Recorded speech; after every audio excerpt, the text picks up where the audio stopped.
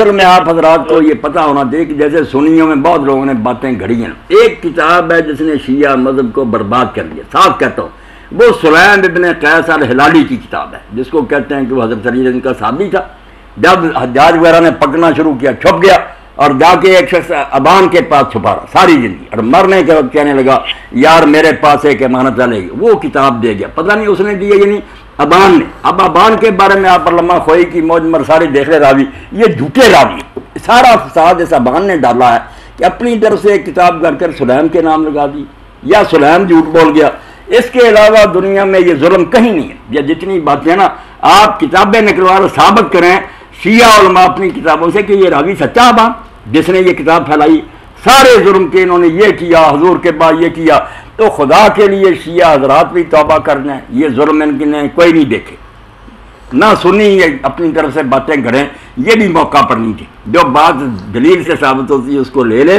میں نے یہ کاغذ قلم کے بارے میں صاف کہہ دیا نا کہ حضرت عمر علی نے جو کچھ کیا غلط. ابن حزم جیسے کہتے ہیں کہ انہوں نے بہت بڑی خطا کی ہے, انہیں کیا حق تھا, حضور لکھوانا چاہتے لکھوانے دیتے.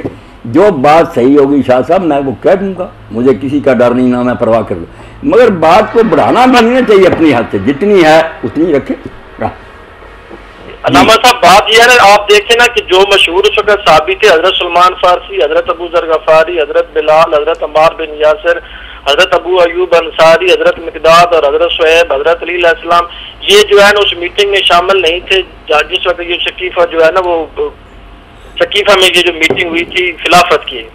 تو پھر حضرت علی علیہ السلام نے جو ان کی بیعت وغیرہ نہیں کی تھی, یہاں تک کہ آپ کی جو دو تین میں نے سیڑھیاں سنی ہیں جس میں آپ نے کہا ہے کہ جی عمر جو ہے وہ آگ لے کے آپ کی بیٹی کے دروازے پر آئے تھے اور وہ دروازے کو دھکا دیا تھا, ان کا بازو ٹوٹ گیا تھا, بچہ شہید ہو گیا تھا. آخر یہ سارا چکر پھر کیوں ہوا؟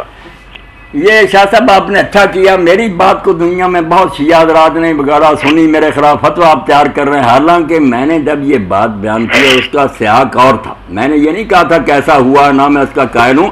اگر ہوا ہوتا سلیم بن قیس جس کا میں دیکھا اس کی جھوٹی کتاب کے علاوہ یہ باتیں ہوتی تو میں حضرت عمر کو حضرت عمر کیوں کہتا, میں آپ سے پہلے بڑھ کر اس کو برا بلا کہتا.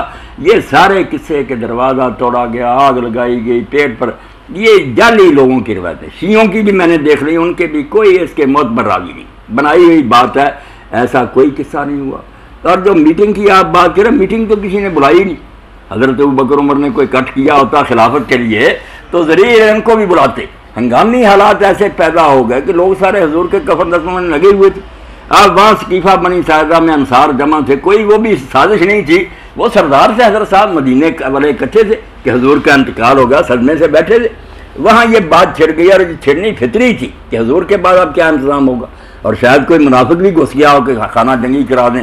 وہاں بات چل گئی کہ مدینے والوں سے زیادہ حق کس کا ہے, ان کا شاعر ہے, انہوں نے حضور کا ساتھ, باتیں بھی ٹھیک تھیں.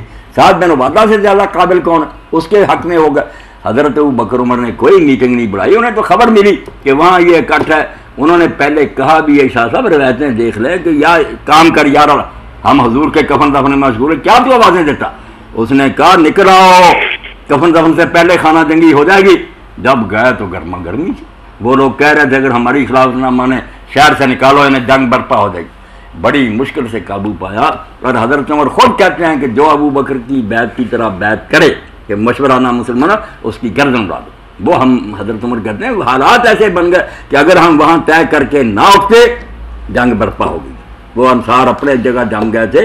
وہ آپ ساری تقریر پڑھیں, اس کو ماحول میں دیکھیں, پتہ چلے گا کہ وہاں آگ لگ گئی تھی.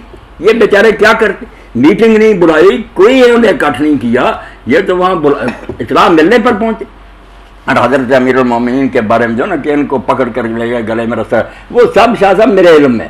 میں نے اس تقریر میں صرف وہاں شیعہ سنی بریلوی سارے جمع تھے. اب اہل حدیث اور دوسرے بھی اس کو غلط رنگ دے رہے ہیں. میں نے کب کہا یہ باتیں ٹھیک ہے, صرف میں نے وہاں یہ سمجھانے کے لیے, ناظم حلقہ نے کٹ کیا تھا. وہاں اگر میں کہتا یہ باتیں غلط ہیں, شیعہ کہتے یہ سرا کے لیے بلایا, ہماری باتوں غلط.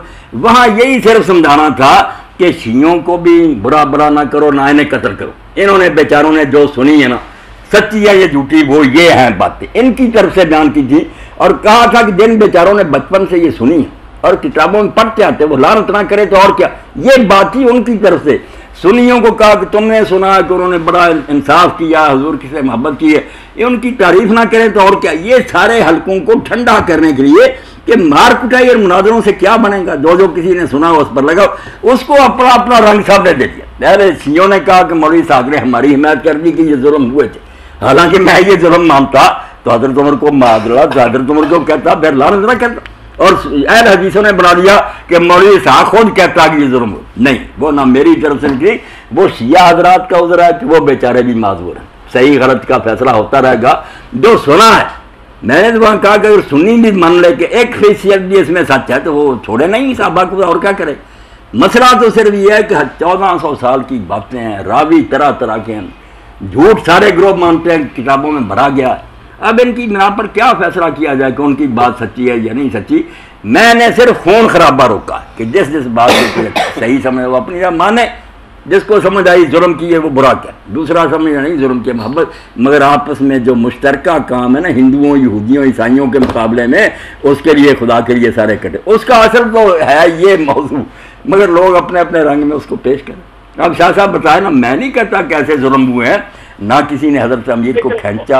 وہ کتابوں میں تو لکھے ہوئے نا، ایک کتاب نہیں، یہ تو بہت سی کتابوں میں یہ کسی نہیں، وہ نقل در نہ کرے نا شاہ صاحب، ایک بات ہے بخاری نے لکھی وہ بے شک پھر 1000 کتاب میں نقل ہو، وہ 1000 نہیں بن جاتی، اس کا سورس جو ہے نا، منبع جہاں سے شروع ایک ہے۔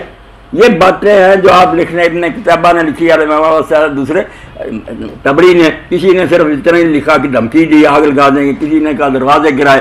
اب دیکھنا تو شاہ صاحب یہ آپ بھی کوشش کریں، اپنے شیعہ دوستوں کا میرا سلام پہنچائیں کہ وہ اپنی کتابوں سے نکال دیں کوئی صحیح سند کہ یہ چیز ہوئی ہے، پھر میں کہوں گا یہ ٹھیک ہے، یہ بیچارے اپنی جات بانت کرتے رہے، مگر جب ان کے پاس بھی کوئی صحیح سند نہیں تو خدا سے ڈرنا چاہیے کہ یہ اگر ان کو لعنت کرنا ہے اور وہ انہوں نے ظلم نہ کیا ہو، ان کا انجام کیا ہوگا؟ اس لیے آپ تحقیق کریں، میں یہ نہیں کہتا غلط ہے، یہ نہیں، کتابیں نکالیں، اس میں راوی دیکھ لیں، اگر صحیح راوی ملیں تو انشاءاللہ اگلی نشست میں آپ پہنچائیں، میں غور کروں، اگر وہ صحیح ہوں گے دلیری سے کہہ دوں گا کہ یہ باتیں ان کی ٹھیک ہیں، بھائی آپ آرام سے بیٹھیں۔ ایک علامہ